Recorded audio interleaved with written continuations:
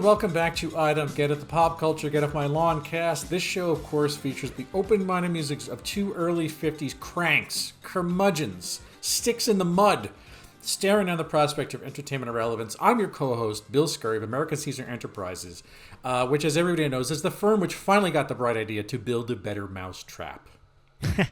You know, I love that saying, build a better mousetrap in the world of beat a path to your door. Sure, I think that's the only reason it rings in my head is because you like the expression.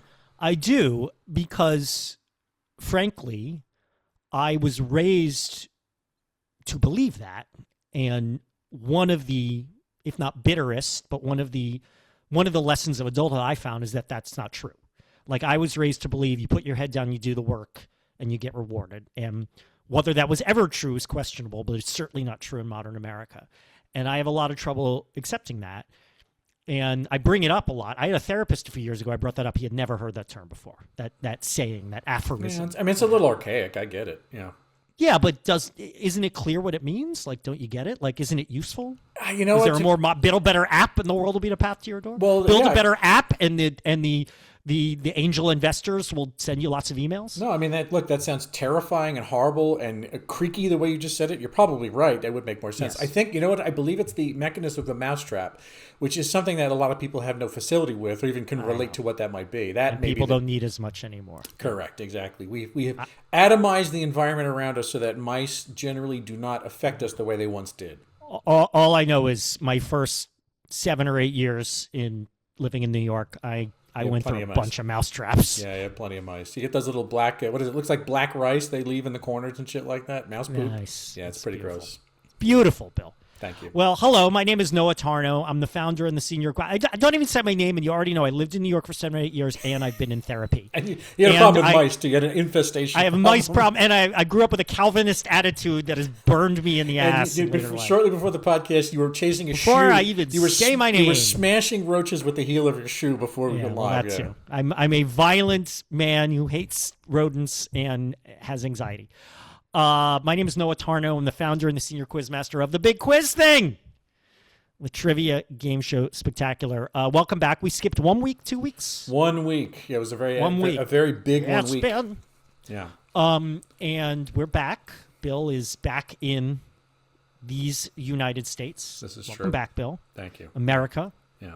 Land of the free, home of the brave. It feels great to be here, Noah. I can't lie. It was great to be back. Leave the socialist paradise of Holland for America. That's exactly what everyone America, should be aiming for. The best, freest country that God ever created. Watching, like a long phalanx of traffic driving away from a forest fire, and I'm the one car going the other direction towards the frickin' blaze. You're that scene in Independence Day when Judd Hirsch and Jeff Goldblum are driving back into Washington, D.C. back into the devastation. That's what I feel like.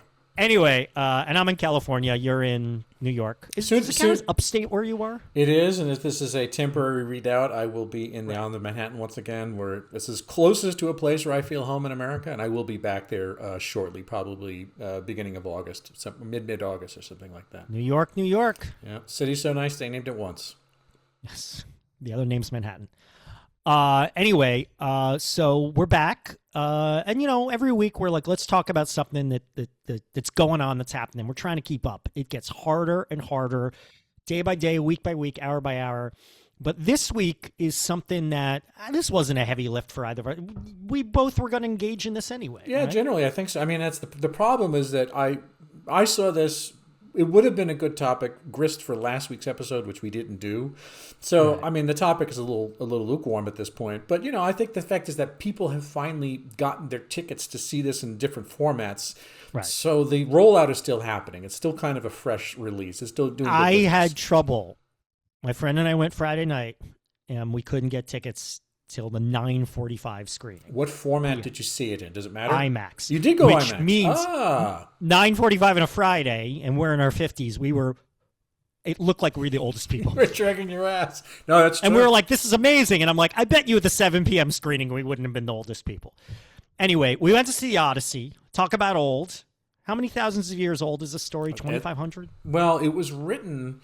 3, but I think it takes place. Who knows when it was written? Homer before. Wasn't even really a real guy. Right. Well, 2 before that, I think it has something to do with. He wasn't even a real guy. He was a real boy, like Pee Wee Herman or Pinocchio. Pinocchio.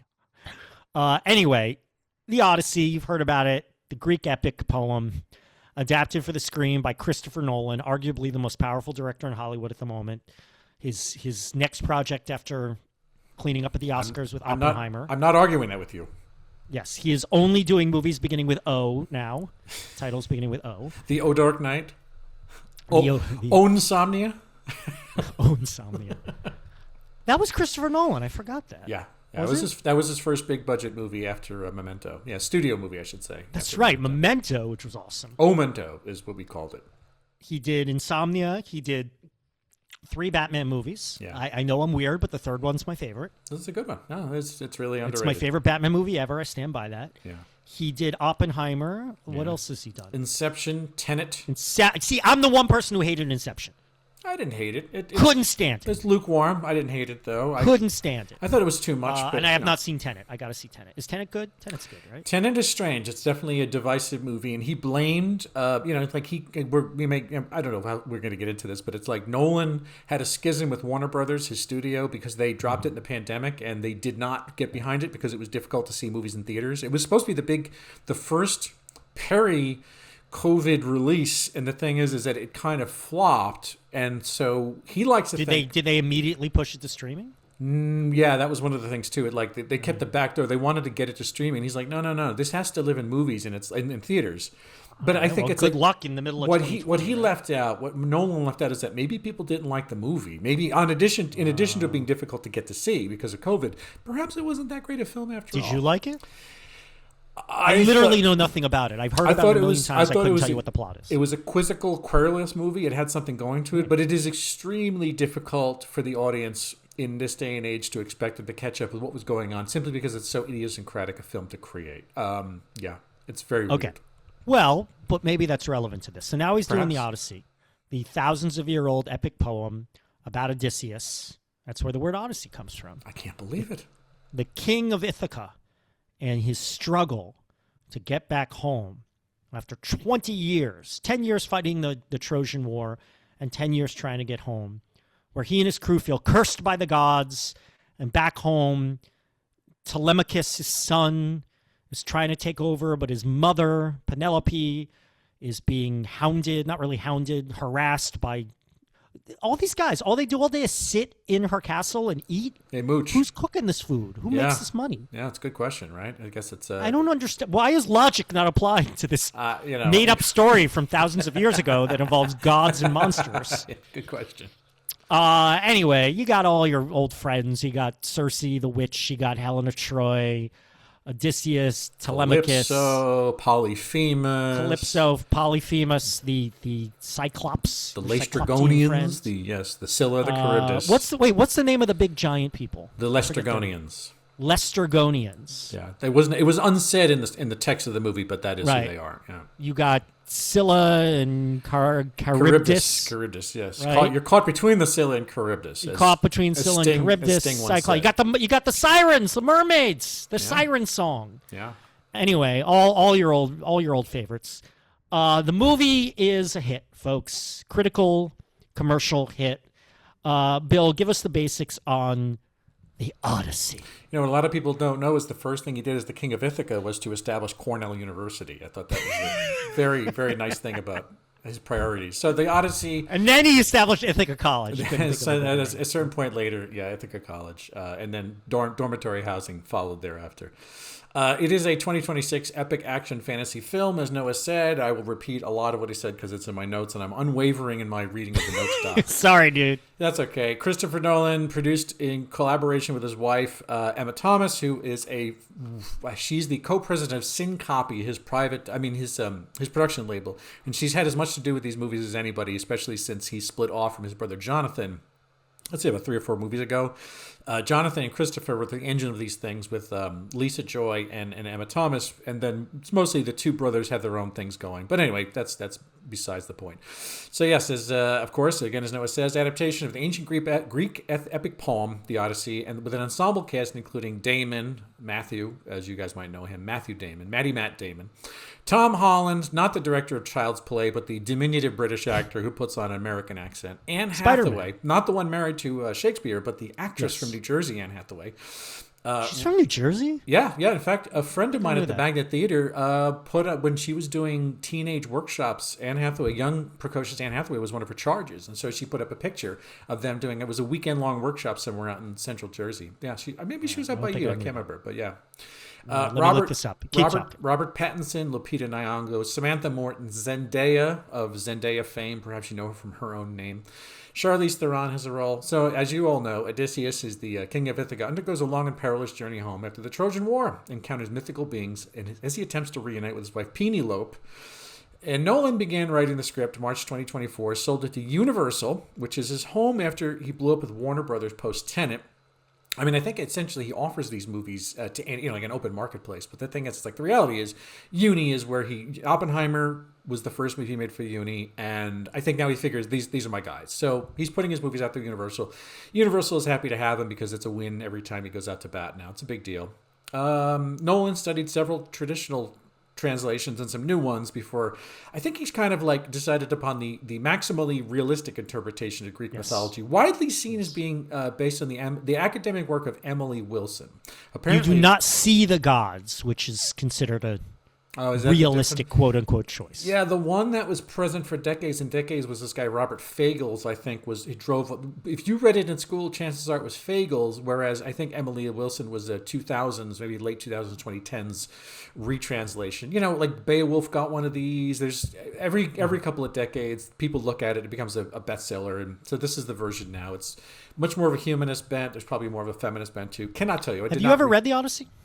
Well, yeah, I think in high school and or college, it was in the never Norton Anthology, so we did cover it for sure. I do remember these adventures. I don't remember the quality of the writing, but I do remember the adventures of it. Sure, the episodic nature of it. I mean, you see them in cartoons. I mean, how do you not know about this Exactly, stuff? yeah. I mean, you know, even fucking Abbott and Costello meet the Wolfman and Odysseus. You know, like these things are just part of culture along the way.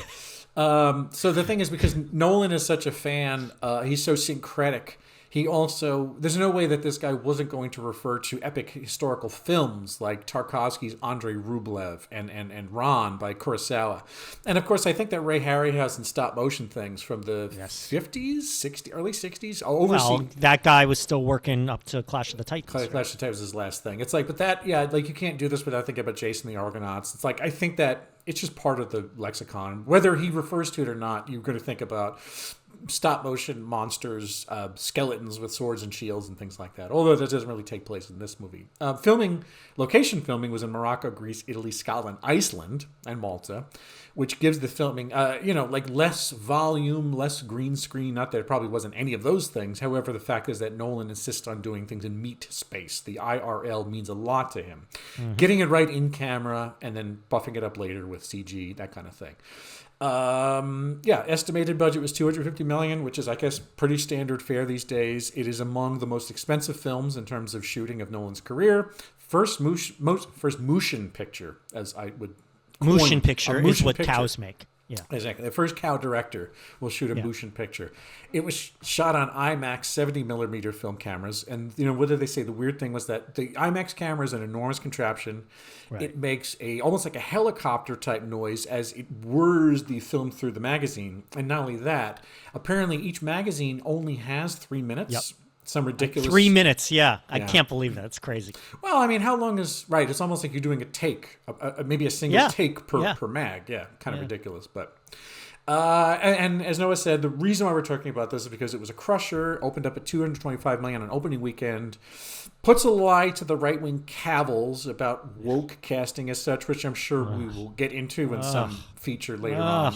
Noah, I saw it a week and a half before you did.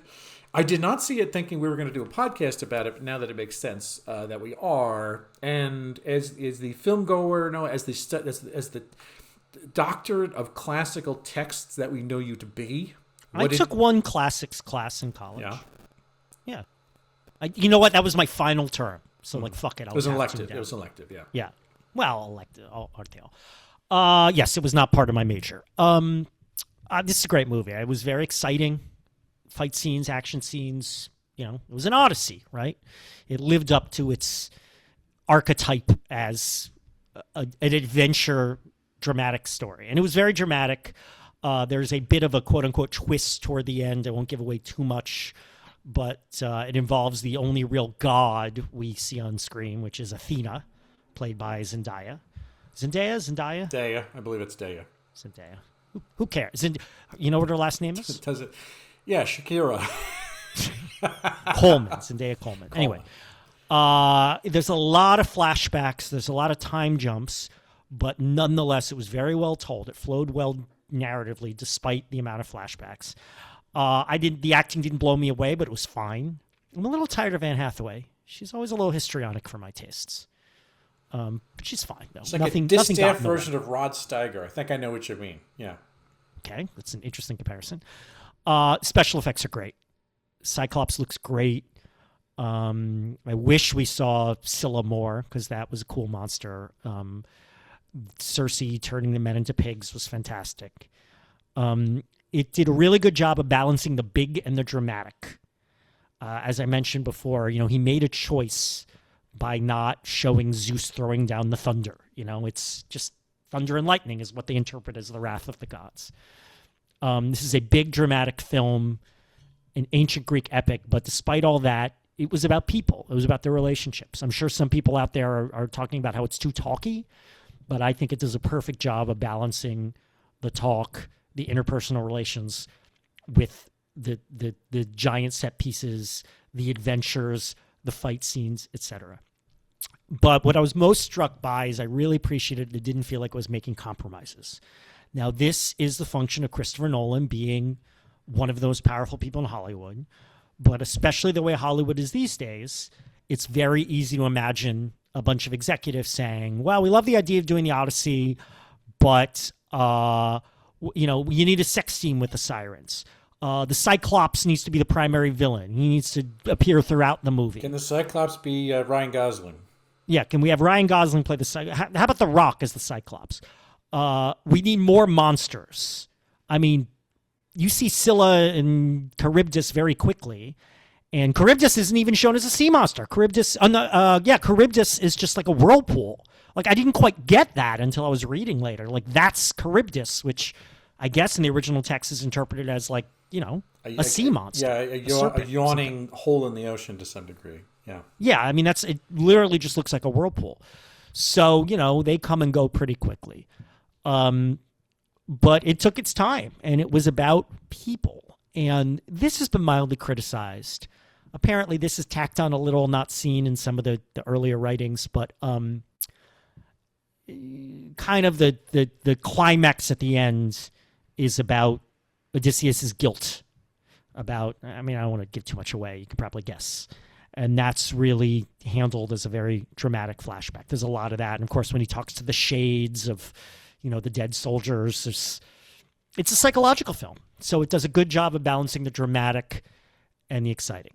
My only major criticism, and maybe this is more a function of the theater I was in, the sound mixing was bad.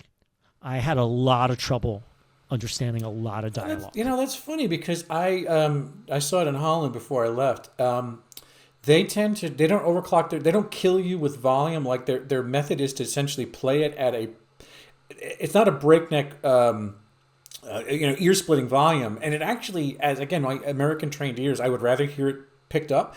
And to some degree, I thought it was like, what the Dutch do is play it too softly. And so some of the dialogue was missing. I didn't realize it might have been just a mix issue with the movie itself. It might have been a mix issue. It might have been that my hearing is going. Now, you know what? He gets shit. People have fucked him. People have talked about his fuckery with, starting with Bane's voice, which people didn't love. I loved Bane's voice. I did. I thought Bane's voice was awesome. But you know what? You not having seen Tenet, you wouldn't know this, but it's like one of the gigantic hits against Tenet was the fact that I would say 30% of the dialogue in Tenet is inaudible. And you wonder, is this just one of his creative palettes, or is this just like a fucking hole in his repertoire? You don't really know. I've also gotten used just watching movies at home. I have the subtitles on almost all the time. I know. Yeah, that's the bit. That's shitty mixing. That's exactly why. Granted, it wasn't. Like 5 minutes in, I'm like, shit. Is this going to be a problem through the whole movie? And it wasn't. But I missed a lot.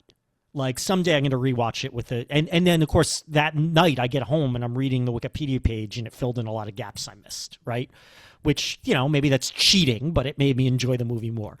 So, it's a great movie, really well done, bravo, good Hollywood filmmaking. I'm really glad it's a hit. Did not love it, Noah. Was not a big fan of this movie at all. Really? Yeah. Are you serious? Let me tell you what I liked about it. Wow, I'm surprised. I thought you might be. How many stars do you give it? Out of I- 72 stars, how many stars do you give it? Out of its standard, normal, conventional 72 star system, how many quarter stars in 72? How many quarter stars do you give it out of a 832 third star system? Out of a 14 pint system, how many stars do you give it? How many cups do you give it? How many cups do you give it out of 94 quarts? All right. No, seriously. I gave it, no, honestly, the maximally, I wound up giving it 3 out of 5 on Letterboxd. Wow, you're in the minority, dude. I am. Let me tell you what I liked about it. You're a minority. They should cast you in this movie. Episodically, there were some things about this movie that really got me to rise out of my seat. For instance, Why? Because it was so long you need to pee so many times? No, because I got a boner, so I was rising out of my seat. No, Again, I'm impressed there were no sex scenes. You can imagine a Hollywood person demanding sex scenes. Look, man, we could talk about this, but Nolan is a He's not a sex director. That's the thing. There's something very sterile and off key about that, where he just doesn't read into. You don't expect it. There's no nudity, there's no sex. You barely get the impression that people kiss in his movies. But anyway, all right. But does every movie need that? Who gives a shit? No, but it's like you see a pattern over the course of his work, and that where you want heat and you want fire, you don't get it. Maybe you get like the basis of a campfire where you're blowing. You don't think you get heat and fire from this movie?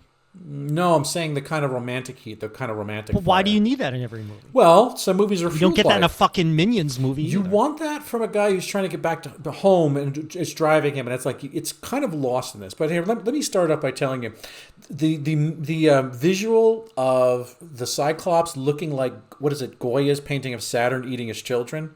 Incredible visual, great lift. I thought that was. I thought the Cyclops looked fantastic. It was really well done. The eye is turned 90 degrees. That's an interesting. It was that actor, the clown, that actor Bill Irwin. Bill Irwin. Yeah, I think there was a puppet involved too, but it was very somewhat. And he also Bill Irwin did the voice. If you saw Interstellar, he did the voice of that little stick robot that was almost like their R2D2 guy. I didn't see that. Okay. I really the best scene for me was Samantha Morton as Circe. I think that was a great scene. It was body horror. It was like that was something. It was great body horror. It was great. It was well great. Done. She was great. It was really creepy. It was It was done with actual objects, like her jamming her fist down the men's throats and like pulling their jaws apart and like physically resculpting them into pigs. It was real beautiful stuff. There's things like that I loved, and I just on balance I felt like.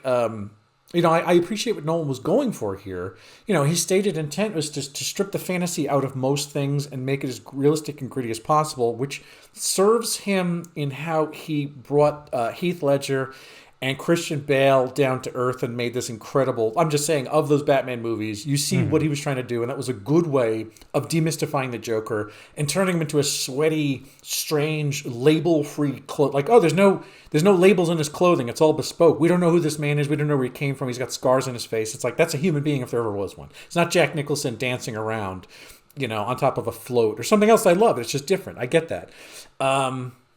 That's never really been done with a film in this mold. If you take into account the Harry Hamlins and other Jasons and the Argonauts and things like that, those are definitely different type movies.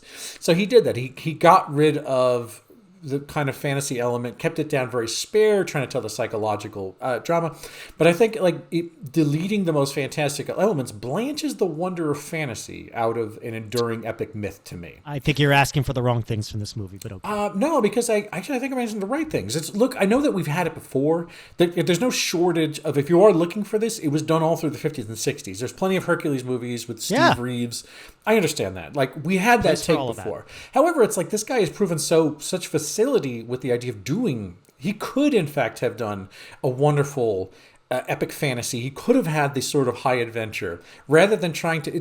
This came across to me more like a Bible story rather than a rollicking adventure. You know what I mean? And I realized that there's a commonality between Homer set up. Or whoever Homer is, built the idea was essentially a guide to life in the Bronze Age. It's like, here's how you don't treat people, and here's how you do treat people in some ways. It is biblical if you want to think about it that way. Also, as good as Damon was, he's kind of not the first actor I would associate with supernatural. No, canny. it seemed like an odd choice to me. I mean, look, he gets cast because I've seen this before. It's going to sound like I'm fucking throwing brickbats at Damon. I generally like his work. I like what he does. But I noticed I get the impression he's very reliable. Yeah. That he's a hard worker and he's good to work with. And not only that, I know that Unimaginative Studio has looked at him and they say, you know what? This casting can't. This is not in any one direction.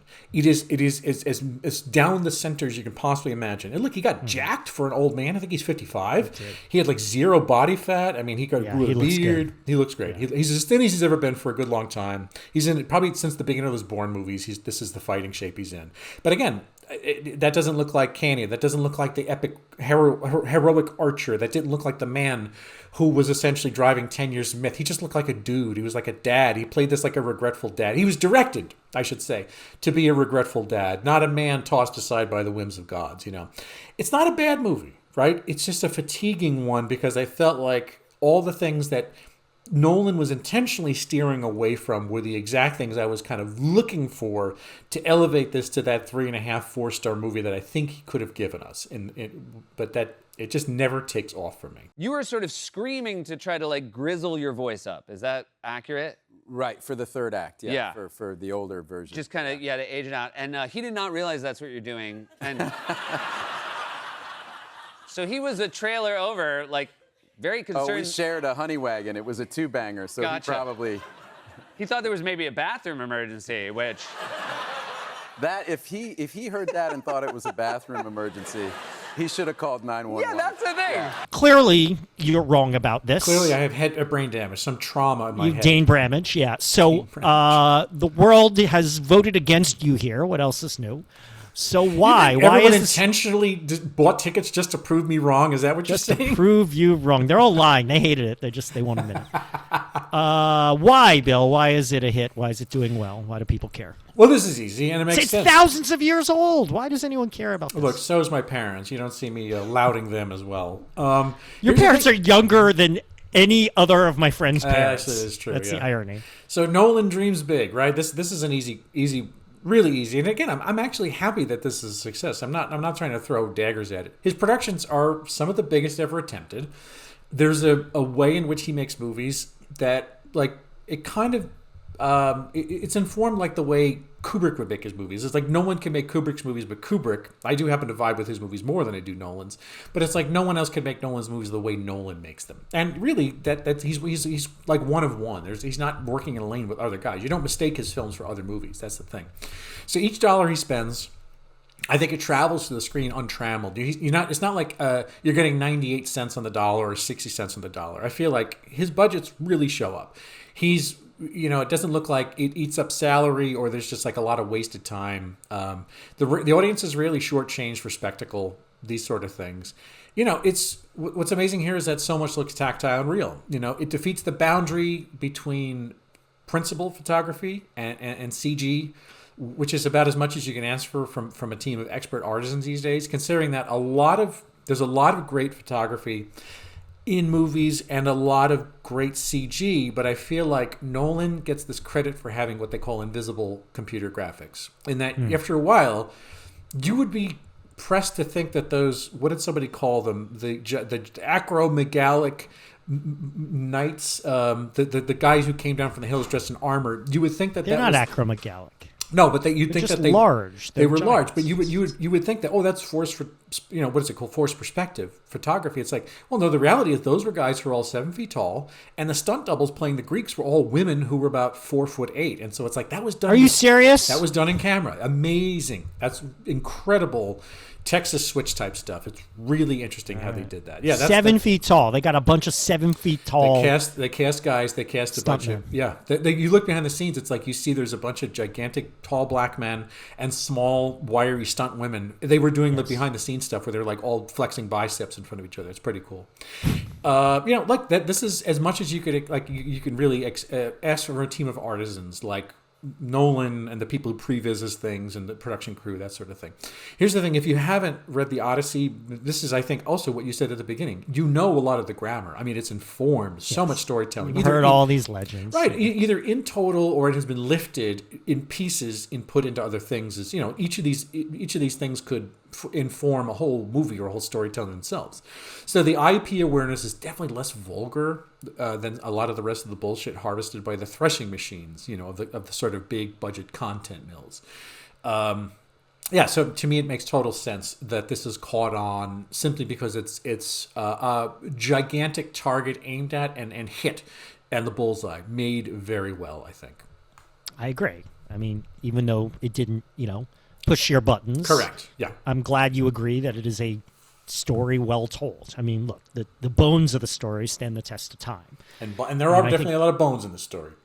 Yes, bones, and spit them out as you yeah. Visually and dramatically, I think this gets the job done. $250 million, but I would argue that it makes good use of its budget because Hollywood, and this is why I think, obviously the film business is changing, but we're always going to have, for the time being, we're going to have movie theaters, and the theater business will, if not, I mean, clearly it's not as central as it used to be, but it will never die because Hollywood at its best is bigness. Yes, we're not going to see these small movies in theaters as much anymore.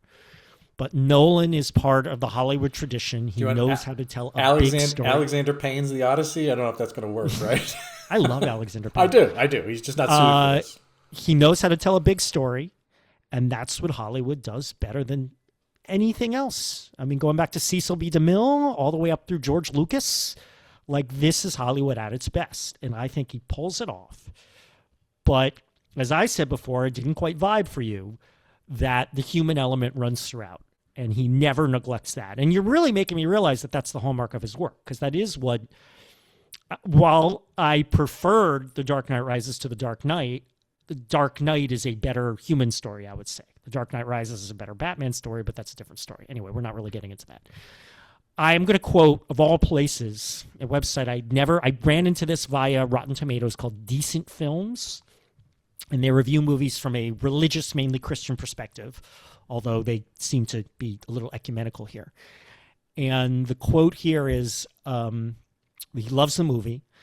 Like the filmmaker's last work, Oppenheimer, the Odyssey has a downbeat, apocalyptic bent. But unlike Oppenheimer or any previous Nolan film, the new film is also centrally about what human beings owe one another. So I think there's really an element of darkness, guilt, and sadness that we're all feeling. And the thoughtful of us are all feeling obviously depressed and scared, but we're also feeling a little guilty. And we're talking about, how are we relating to each other? Are we making the right moves? Or are we making the wrong moves? How do we all start being better to each other? We've become the sea people rising up to, we're the ones who are, exactly. That's part of the story. They fear the sea people, and then kind of realizing that, maybe the Greeks, the Ithacans, what have you, are the sea people. Yeah, the irony is that's us. We are the mask. It is a smarter version of a zombie story. Now, also, we briefly addressed it. Why are people talking about this movie? Because of the bullshit backlash. So people are upset that Lupita Nyong'o, am I pronouncing that right? Sure. Is playing Helena Troy because she's a very dark-skinned black woman who's supposedly Helena Troy, quote-unquote, was white. Helena Troy wasn't a real person, right? Let's be clear. No, she was not. That's correct. Yes. Elliot Page is playing, what's his name? Sinon? Sinon, yeah. Sinon. Elliot Page, of course, is a trans man. People aren't happy about that. Your old buddy John Leguizamo, he's a character in it. I don't know. I guess his character isn't racially coded necessarily, so I don't know if that's as big a deal. Of course, there's backlash to that. There's people who are upset that no Greeks are in this movie because it's a Greek story. I don't know. I guess if I were Greek, I'd have a different perspective. My thought is it's thousands and thousands of years old. Like, how relevant is that really? But I don't know. So there's backlash because the racial war is on, because grievance and anger and immaturity is all one major political party stands for these days. So obviously they're going to find anything wrong. And then, of course, we're all happy that it's doing well to shove it in these idiots' faces. So that's the reason people are talking about it. it's a good story, well told. I mean, I think that's 90% of why. I used to go see documentaries at the Museum of Science and Industry in Chicago, shot on IMAX. And I thought, even back then, I was like, if you could do a dramatic film on that incredible format, it would be amazing. Noah, would you have liked this 7.5-hour movie when you were a kid and had more bladder room? You know, it was under 3 hours. I was afraid it would go on too long. I was really tired, and it started at 9:45, and I was really afraid I'd fall asleep, but I managed to stay awake. I managed to only go pee once. I didn't miss much as far as I can tell. But sure, I think I'd be into it more as a young guy. I remember very briefly in college being into classics, thinking, I'm going to be the classics guy. Really liking The Birds by Aristophanes when they produced that in my college. So I can imagine if this movie were being talked about when I was younger, I'd make an effort to read the Odyssey. I mean, I'm thinking about it now. I probably won't. I might, what I might do? I might seek out another movie adaptation of the Odyssey. Is there a cartoon of the Odyssey? I'm sure there is. I think, Liz, a year or two ago, Rafe Fiennes starred in The Return, which was just about the end of the last sequence. It was a whole movie of the last sequence of him coming back. It wasn't a full-fledged Odyssey. It was just the his re-entry incognito into Ithaca and clearing out the suitors. Interesting. Yeah. The Animated Odyssey, a 2000 adventure TV miniseries. All right, that's just what I find. Anyway, it's Lithuanian. Oh, no, that's something else. I know Armand Assante, there was a TV miniseries, I want to say in 96, 97, where Armand Assante played, it was a TV, it was like a 2-night NBC 2-hour thing where he played. It's just strange to think of Armand Assante as Odysseus, but it was definitely a TV budget movie, that's for sure. Sure.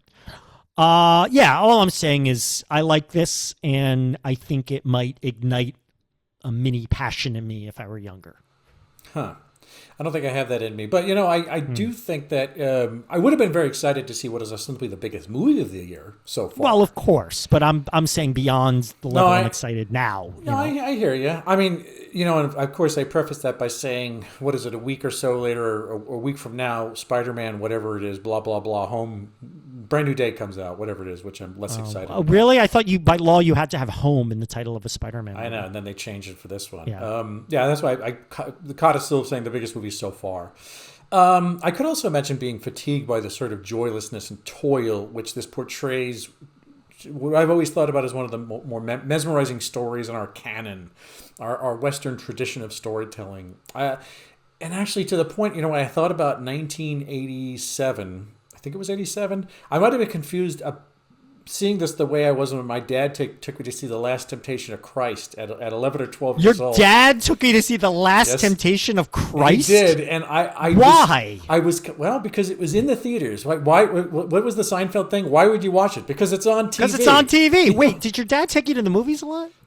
Yeah. When I had a dad, that was one of the only things that he did that had some. Hey, he'd like to go to see. He took you to see pro wrestling once. He told me that. Yep. I mean, I saw The Thing way too early. I think I saw The Thing in the theaters when I was about 7 or 8 years old. So was he into movies? Was he like, this is my interest and I'm going to drag my kid along? He was into movies, whether or not he was what you consider an expert. I think he just liked entertainment, and so I don't think he wouldn't talk about movies as an artifact, and he wouldn't talk about the culture. He just went to see them. Let's put it that way. And I'm guessing he wasn't the kind of dad who afterwards said, "All right, what'd you think of it?"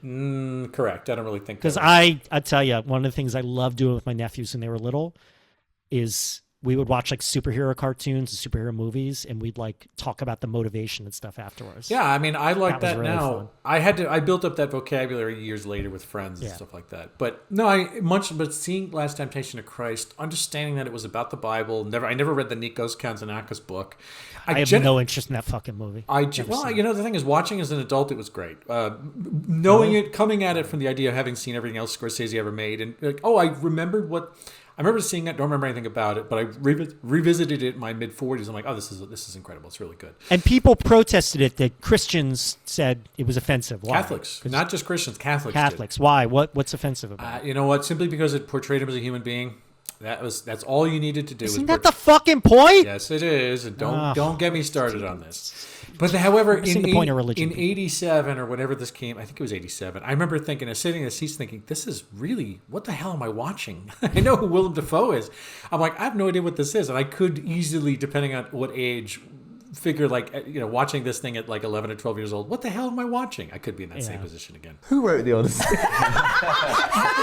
Homer Simpson. Is the success of the Odyssey in any way a sign of the apocalypse? No, not at all. The movie, no, I should say. The extent to which the Slime Factory will go to create culture wars where there aren't or shouldn't be make me awful, awful, awful, awful sad, though. No, it's It's terrible. Leave poor Lupita Nyong'o, Yale School of Drama graduate, Oscar winner. Oscar winner. The second ever African woman to win an Oscar. Do you know who the Yes. first is?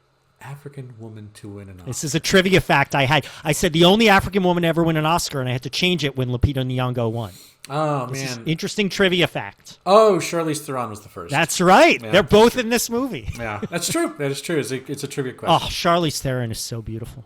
She's got something, yeah. Oh, her Like I said, nose. She's got this beautifully shaped nose. Leave Nyong'o out of this. Leave Elliot Page, for Christ's sake, you pusillanimous Who bastard. cares? It's a Who fucking movie. cares? Who cares who's playing a part in a fucking movie? Your Don't hearts- go see it if you're Your that hearts upset. are filled with hate. Look, just watch a fucking movie without threatening to use We haven't mentioned Elon Musk, the No, richest that's- man in the world. There's that's nothing my better point. to do than I'm going to make my own AI I know they're version. using. He's threatening. It'll never happen. He's like just using AI to make what they call fucking loser he is. historically accurate version of a fucking fabricated Yeah, myth okay, in the first historically place. accurate. Is that apocalyptic? I mean, it's really Santa depressing. Claus is white, yeah. What do you think? No, this is not the apocalypse. In fact, the opposite. And after my friend Jennifer and I left, we were really happy that it was a crowd. Oh, by the way, I didn't mention this. About 2/3 of the way, right before like the final act, there was a fire drill in the theater. And we all had to leave and stand outside in the street for 20 minutes. And since it was late, we're like, I don't know, do we give up and go home? Or like, I don't know. But they let us back in and it was fine. And we watched the end of the movie. But that was interesting because on the street, we're overhearing people talking. We're the oldest people there. It was I don't want to say a very white crowd because there were definitely some non-white people. There were very few black people, which is odd at the movies in San Francisco. But people were young and they were talking about the movie and they were into the movie. And like I say, I'm glad that this movie didn't seem to be making a lot of compromises. It was smart. It was detailed. It was dramatic. All the Hollywood meddling I can imagine. Let's make it bigger. Let's make it sexier. More explosions. More, we need The Rock and Tom Cruise playing parts in this, blah, blah, blah, blah, blah. None of that. So the fact that something that is uncompromising, in my mind, uncompromising, big budget, Hollywood entertainment, the fact that it is doing so well is heartening and maybe shows that there is still demand. There's still good taste in this world and there is still demand for quality. Promise me you will come back. What if I can't? Noah, we're going to wrap this up as we do all the goddamn time by talking about jealousy and the Filonian scale. What filled you with envy, if there was any impulse to be feeling jealousy or envy here? I'm not jealous of this. Often, because when I was a kid, I wanted to be an actor, and there's still this little part of me that's sad I'm not an actor. Often when I see a big hit movie, I'm like, man, that would have been so fun to be in this movie or to be a director like Christopher Nolan, even though directing was... I briefly went through a period as a child where I thought I might want to be a director, and I can imagine a different route where I would have gone that way. I can see that. I still think your skill is as much doing stuff on the microphone as it is an art director, sort of top-down kind of guy. You know what I'd be good at? I'm serious. You know what I think I'd be really good at? What's that? Directing music videos. That's where people started out. I think I would have been really good at that because I imagine music videos often. That's and Ridley granted, Scott, I'm biased, but like David Fincher. the videos that come up in my head are fucking awesome. Yeah. So I think I might have been really good at that. Anyway, beside the point. But my dream was to be an actor for a while. But honestly, I look at this, I'm like, I don't want to act in a movie like this. Acting in a movie, you mentioned the 3 minutes at a time. I read to get ripped like that, Matt Damon gave up gluten for a year. Yeah, no pasta, no shit, no nothing. I am massively trying to cut down on gluten, having a hell of a time doing that. Acting in this must have been a real pain. I look at movies like, if I want to be an actor, sure, but I think I'd rather be a stage actor or even a TV actor because I just feel like this stuff where like you got a green screen, you're in the middle of nowhere in Morocco, you film for 30 seconds, then you go away and film for 30 seconds again 6 hours later. I just think that would be very annoying. So I no, there's no part of me that wishes I was involved in the creation of this movie. Well, I take the jealousy context as to say that the sensation that's happening right now, the reason why we're talking about this and the enjoyment everyone else is having, I wish I enjoyed this as much as my esteemed counterpart here on this podcast and my colleagues in the hot stove movie baseball world. Wait, did your buddy, you saw it with Matthias, right? Yeah, actually, it was another like thing. it? Yeah, I think he liked it as much as I did. He wasn't going crazy, but we had a long walk back to Central Station in Amsterdam from the theater. For me, actually, I have to, just off topic, it was sort of bittersweet because this was the reason why I saw this with him is because, first of all, it was my favorite theater in the world in Amsterdam, and one of my favorite people to see movies with him. And this is my last hurrah. And so I kind of had it in my mind that as we were ticking to the end of the movie, it's like this is the closing of the chapter.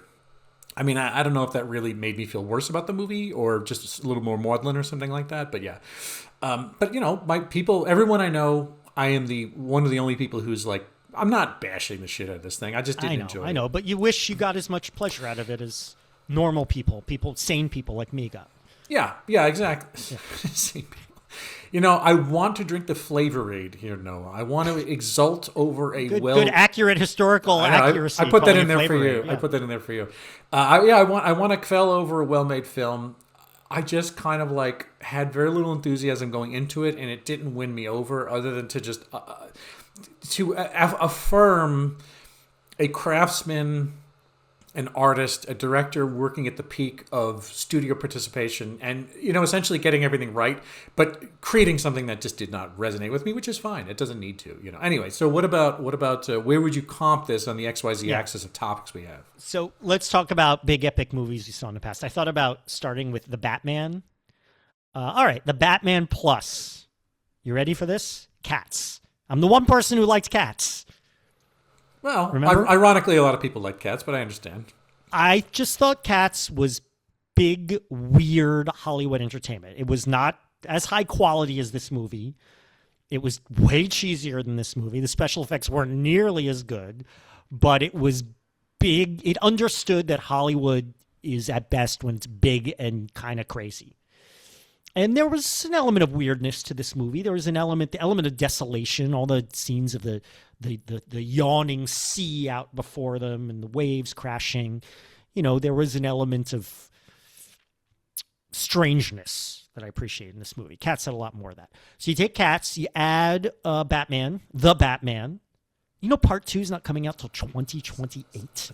Do you guys not like money? What the fuck are you doing here? Do you want to hear something else funny? What's that? Robert Pattinson is now older than Michael Keaton was when he filmed the first Batman movie. That would make sense. Well, Keaton was younger than most Batman, too. That was also... I don't think so. Keaton was like 38. I think that felt old for Was Batman. he 38? Yeah. I think he was 38, I believe. I bet you Adam West was at least 38 when he did Batman back No, I bet you Adam West was younger than that. I think he was younger? Not by that much, Yes. though. Anyway, the point is, I heard that, and they're predicting that they won't make it to the Batman 3 at this rate. Also because they're going to have another Batman in the James Gunn movies. Oh, don't tell me that. I can't take that kind of news. Oh, there's going to be like 12 Batmen. Anyway, Cats plus The Batman times 1/4 of Percy Jackson and the Olympians. Remember that shit? Yeah, for some reason we talked about that, and that was really on topic, wasn't it? Yeah. I sped read the first 5 chapters of it and then gave up. Plus 5,764. And that's where you arrive at Back to Ithaca, baby. In disguise, the Odyssey. Get these beggars out of here, as Robert Pattinson says. What are they doing all day? They're just sitting there eating? They're doing. Is there a bathroom there? I don't understand the and the suitors, they're not even talking to her. What's the logic of this? If I could change place with anybody in history, if someone who's just drinking and eating all day in a big Lux mansion, I think I would want to be one of the suitors. I don't have a shot, but it's like you want to be one of those guys. You want to be Corey Hawkins. Keep bringing that wine. Keep bringing that broiled goat. Whatever it is, it's just Corey Travis Hawkins. Scott. You want to be responsible for the deaths of your fans? You want to be that? It's true. That's true. I forgot about that guy. That was Travis. People were upset. So Travis Scott, the rapper who's barely acted, has a brief role. And Nolan says but it's to emphasize that, this was about storytelling. Yeah. And rappers are modern storytellers. I think that's very clever. And it's not, Travis Scott's role is very fleeting. Rappers who murder their own fans. That's also on topic too. I wouldn't say he murdered them. I would just say he might have a little culpability. I actually don't know the details enough to to really say Well, that. he didn't but help. He didn't help. I hear. Let's put it- I'm not a fan, so I hear Travis Scott. I'm like, oh yeah, didn't a bunch of people get crushed to death at his concert? Were they crushed or they shot? No, they were crushed. They were crushed in a They were crushed to death. I mean, can you blame the Who for that too?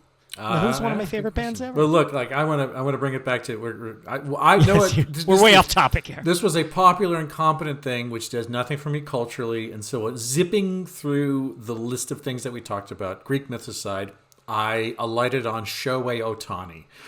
Something that was a big deal. Have I thought about it for a single day? No, but it was clearly one of the best at what they do. Like the skill set of Shohei Ohtani was a big deal. Yeah. I think that takes us to the end, Noah. All right, that's the end. The end of the Odyssey. The end of the Odyssey. The beginning of the end. See you later at the Oscars when this wins. This is going to win Oscars, right? Oh yeah, this is. There's people saying it won't because he just won for Oppenheimer a few years ago. Unless Minions and Monsters somehow pulls out a coup, we have no idea. Well, it's Project Hail Mary is the other front. I still haven't seen that. No, I'll duck into that at some point. Okay. Disclosure Day isn't doing well enough, right? No, that was sort of a flop, unfortunately, for Uncle Steve. I heard that was good though. My friends saw it a few nights ago. They told me it was terrific. Anyway, No? look, if you Not guys good? want, You didn't like it? I didn't like it. If you guys want to find past episodes, look on Spotify, Apple Podcasts, SoundCloud, Google Play, Blue Sky, us at noahandbillshow.bsky.social. Write to us. Noah and Bill don't get it at gmail.com. Our reviews always help. We love those. I am on Blue Sky at billscurry.bsky.social. I am on Twitter and Insta at William Scurry. Facebook, all that stupid garbagey bullshit. Threads, anything. YouTube.com/AM Caesar. That's where video stuff lives. That's podcast as a home. And Noah is also, contrary to what you may think, Noah has returned to Ithaca and he's begun dealing with social media again after his long sojourn into the winds. More or less. I am occasionally on Instagram at the Noah Tarnow. I have that Blue Sky account. I keep thinking I should talk. I've got a Blue Sky account. I got a Threads account. I don't use any of this crap. What are you really missing not using the Blue Sky account? What are you not clicking? I don't know. Because I want to speak up and say things. Speak up. Go ahead. Speak up. I'm listening. But really, what I'm about is the big quiz thing. America's premier providers of live trivia events for corporate and private parties nationwide, worldwide. Go to bigquizthing.com. Learn all about us. Get a free estimate. Get a live demo with me on Zoom. And learn about how to make all your trivia dreams come true. All right, everybody. So until the next episode, we talk about Christopher Nolan's next movie, a big-budget adaptation of gestural cave paintings from Lascaux, France. We don't get it. A production of American Caesar Enterprises 2026.